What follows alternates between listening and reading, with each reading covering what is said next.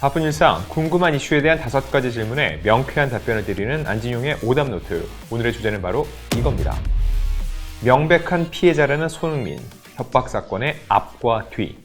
국가대표 손흥민 선수 협박 사건이 세간을 떠들썩하게 만들고 있는데요. 왜 이런 사건이 벌어진 건가요? 한국을 넘어서 전 세계 언론이 발칵 뒤집혔습니다. 월드 클래스라 불리는 손흥민 선수를 둘러싼 이 협박 사건이 수면 위로 올라왔기 때문이죠. 일단 이 20대 여성 양모 씨 그리고 40대 남성 용모 씨에 대해서 이미 검찰은 사전 구속영장을 청구했고 법원은 발부가 돼서 두 사람은 이제 구속 수사를 받고 있습니다. 간략하게 정리를 해드릴게요. 손흥민 선수는 이 여성과 지난해 교제를 했다고 합니다. 근데 지난해 6월 이 여성이 초음파 사진을 보냈다는 겁니다. 즉 손흥민 선수의 아이를 임신했다 이런 의미겠죠. 근데 손흥민 선수의 아이인지는 공개된 건 없습니다. 밝혀지진 않았어요. 다만 이 과정에서 이 여성에게 3억 원이 건네졌죠.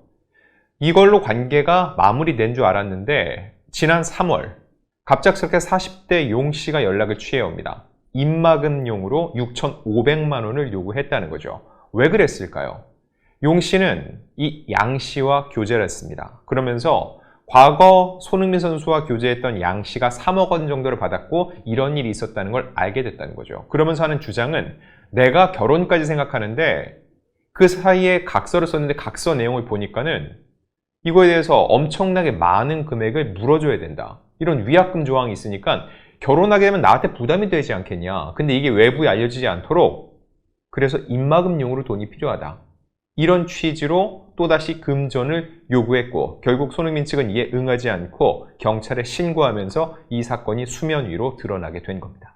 손흥민 선수가 3억 원을 건넨 이유에 대한 궁금증이 증폭되고 있는데요. 오해를 살 수도 있는 부분이라는 해석도 나오고 있습니다. 3억 원이라는 거액을 건넬 때는 이유가 있지 않을까요? 네, 우선 전제를 할게요. 이 여성은 이미 공갈 혐의로 구속이 되어 있습니다. 즉 공갈에 당해서 3억 원을 건넸다. 이게 현재까지 상황인데 대중들이 아니 그래도 그때 곧바로 돈을 요구했을 때 신고하지 않고 3억이라는 거액을 건넸을 때는 손흥민 측도 무언가 감추고 싶은 게 있었던 게 아니냐 이런 물음표를 그리게 된다는 거죠. 자, 이에 대해서 손흥민 측의 의견입니다. 양 씨의 허위사실 유포가 선수와 팀에 부정적 영향을 미칠 것을 우려해 공갈 협박에 응할 수밖에 없었다는 겁니다. 그리고 3억을 건넨 뒤에는 이를 외부에 발설하지 않겠다는 각서도 작성을 했다는 거죠. 결국 팀 스포츠잖아요. 또 토트넘의 주장입니다. 이게 외부에 알려지면 개인뿐만 아니라 다른 선수 그리고 팀에 부정적 영향을 미치니까 이렇게 돈을 건네고 매듭을 지으려고 했다. 근데 이게 하나의 변명이 될 수는 있는데 합리화시킬 수 있을지 이거에 대해서는 여전히 많은 의견들이 오가고 있는 상황입니다. 일단 중요한 거, 이 여성에게 3억이 건네졌어요. 이 여성은 3억을 받았습니다. 이거 자체를 부인하진 않아요. 그래서 공갈 혐의입니다. 어떠한 특정한 목적을 갖고 돈을 뜯어냈기 때문이죠.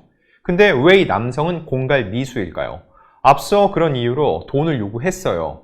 6,500만 원을 요구했는데 돈이 건네지 않았죠. 미수, 즉 실제로 이행되진 않았다. 그렇기 때문에 공갈을 하려고 했으나 공갈이 최종적으로 성립되진 않았다. 그래서 공갈 미수로 혐의가 분류가 된 겁니다. 자, 그럼에도 불구하고 3억 원을 건넸다는 거에 대해서는 여전히 이거는 사실 법적인 문제를 떠나서 도덕적으로라도 무언가 손흥민 선수가 이 관련해서 어떠한 책임을 지려고 했거나 책임질 만한 행동이 있었던 게 아니냐라는 의구심을 품을 수 있는데 중요한 건 지금 현재 손흥민 선수는 저희가 제목에 단 것처럼 손흥민 선수 측의 입장에 따르면 손흥민 선수는 이 사건의 명백한 피해자라는 겁니다. 두 사람은 구속 수사를 받고 있는데요. 공모해서 공동 공갈했을 가능성은 없을까요? 자, 일단 구속 자체가 중요해요. 왜 중요하냐? 구속이라는 게 쉽게 되지 않습니다. 그냥 저 사람 정말 농담처럼 옛날에 무슨 코미디 프로그램에서 구속시켜 그런 얘기가 있죠. 구속시키라고 해서 시킬 수 있는 게 아니에요. 정말로 구속을 시킬 만한 명백한 잘못이 어느 정도 드러나야 시킵니다. 가장 큰 구속 요건은 2가지예요. 증거인멸 그리고 도주의 우려. 일단 법원에선 2가지 다 있다고 판단을 한 거죠. 이 이야기인즉 두 사람이 혐의가 있는데 혐의를 다 인정을 하고 모든 증거가 확보되어 있으면 구속을 안 할 수도 있습니다. 그런데 추가적인 증거 확보도 필요하고 더 이 두 사람이 도망갈 확률도 있다 이렇게 봤기 때문에 법원은 최종적으로 사전 구속영장 청구에 대해서 영장을 발부하는 것으로 결정을 했던 것으로 보입니다. 자, 근데 여기서 또 하나 중요한 거. 두 사람의 공동 공갈 여부입니다. 이 두 사람이 구속 전 피의자 신문을 받고 나와서 많은 취재진의 질문에 대해서 거의 대답을 안 했는데 이 여성이 거의 유일하게 한 대답이 있습니다. 뭘까요? 이 협박을 공모했느냐? 이 질문에 대해서는 양 씨는 짧게 아니오라고 선을 그었습니다. 즉, 이 남성과 짜고선 돈을 받으려 했다는 건 아니라는 거예요. 지난해 6월 같은 경우는 손흥민 선수와 이제 교제가 끝난 시점인지 교제 중인지 아직 명확하게 드러나지 않았지만 적어도 그때는 이 여성이 단독으로 했고 이번에 6,500만 원을 추가적으로 요구한 것도 이 여성은 공모한 바가 없다. 용 씨가 단독으로 한 행동이다 라고 주장을 하고 있는 거죠. 자, 근데 지난 20일 디스패치에서 하나의 보도를 내놨습니다. 두 사람 사이에 나눈 이 대화 내용이라고 하는데 용 씨가 너 누구 애인지 정확히 알아라고 묻자 양 씨는 누구 애인지 제가 어떻게 알아요? 라고 답을 했다는 거예요. 이에 용 씨는 그럼 2번한테만 가든가 1번한테만 가든가 한 명에게만 갔어야지. 이때 손흥민 선수는 2번, 1번은 또 다른 사업가, 그 당시에 양 씨가 또 만나는 사람이 있었다는 것으로 해석이 됩니다. 즉, 양 씨조차 자기가 직접 내가 누구 애인지 어떻게 알아요? 라고 할 정도로 손흥민 선수의 애라고 단정지을 수 없는 상황이라는 거죠. 자, 근데 원래 이야기로 돌아가면은 이 두 사람이 이런 얘기를 주고받는 것 자체가 즉, 양 씨의 이야기를 용 씨가 일방적으로 알게 돼서 단독으로 한 게 아니라 두 사람 사이에 어떤 대화가 오갔고 그런 상황 속에서 손 선수를 협박하게 됐다. 이거는 공동 공갈로도 볼 수 있다는 거죠. 자, 이게 구속의 이유일 수도 있어요. 공동 공갈은 혼자 한 공갈보다 죄질이 굉장히 불량하고 형량도 무겁습니다. 근데 그건 아니라고 여성이 얘기를 했죠. 즉, 혐의에 대해서 일부 부인을 하고 있는 거예요. 이것을 입증하는 차원에서 추가 증거를 확보하기 위해서 경찰이, 검찰이, 그리고 법원이 구속 수사의 필요성을 제기했고 결국 구속시킨 거라 해석할 수 있습니다. 이 여성의 임신과 임신 중절은 사실인 것으로 보이는데 과연 이는 이번 수사에 어떤 영향을 미칠까요? 사실 대중들이 이 부분을 굉장히 많이 궁금해하세요. 아무래도 초반에 그 초음파 사실의 조작에 대해서도 손흥민 선수 측이 제기를 했기 때문에 더 궁금증이 증폭됐다고 볼 수 있는데 일단 경찰 수사 결과 이 여성이 임신을 했었고 임신 중절 수술까지 받은 것도 사실인 것으로 드러났습니다. 자, 근데 중요한 거.